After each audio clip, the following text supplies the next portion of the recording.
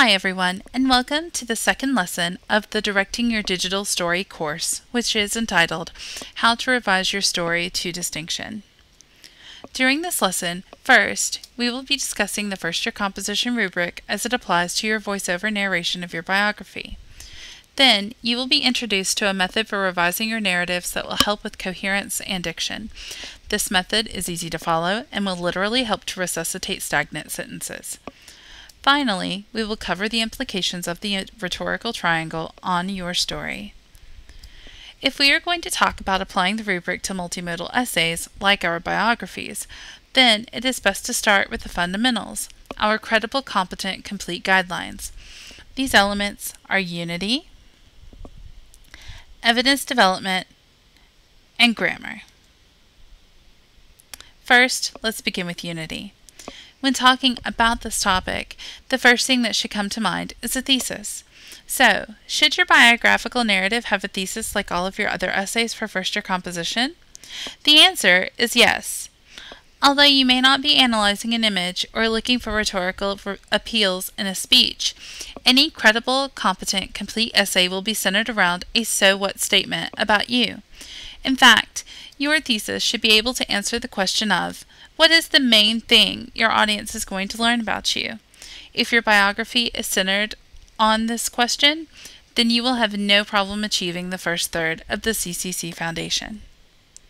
Now that we all understand that our biography should have a thesis that provides a unifying center of gravity, we should now discuss how evidence development plays a role. Evidence development is extremely important when writing any academic essay. However, for your biographical narrative, it comes in a different form. Most of us remember our favorite tales and fables as a child, and what makes these stories so intriguing is that we are shown what is happening through the words rather than being told.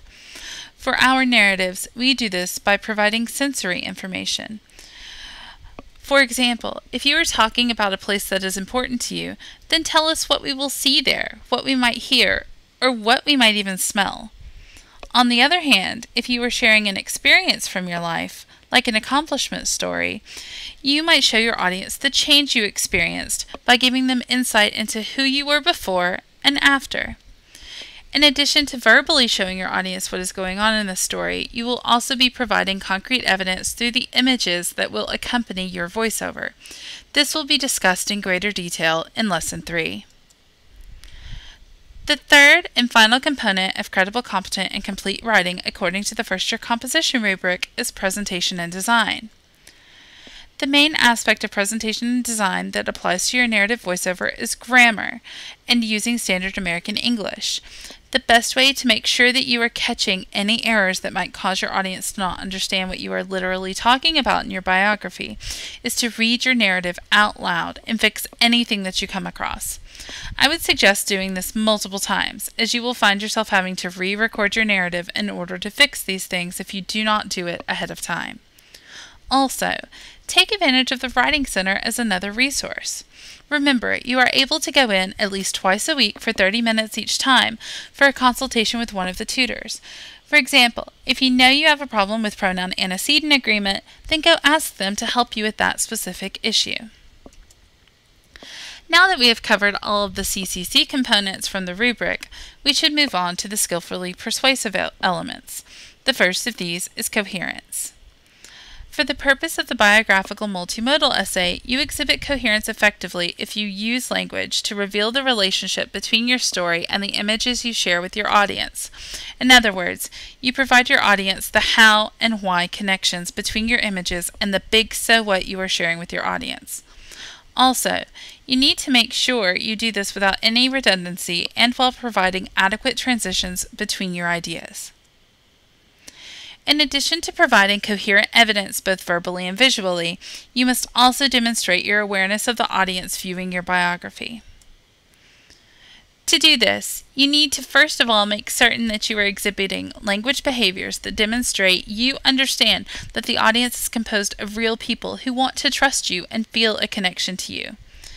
In order to do this, you must maintain this connection by making sure that you value the ethos of your audience by establishing a common ground with them and trying to earn their trust. One way that you can do this is by demonstrating appropriate diction for this situation. For a biographical essay, your language pattern should not be the same as your portfolio's revised essays, but it should not be completely conversational either. We are looking for a middle ground between writing for an academic environment and having a sit down with your best friend. In order to accomplish this task, you might want to employ a method of revision called the paramedic method, which we will cover in just a few minutes. Only after you have demonstrated complete audience awareness and coherence can you begin to compose a distinctive multimodal essay. There are several ways in which you can demonstrate distinction in your multimodal biography, but you only have to exhibit one of these qualities in order to achieve an A. Some of these ways are originality, sophistication in the thought behind your story, insight, and compelling purpose.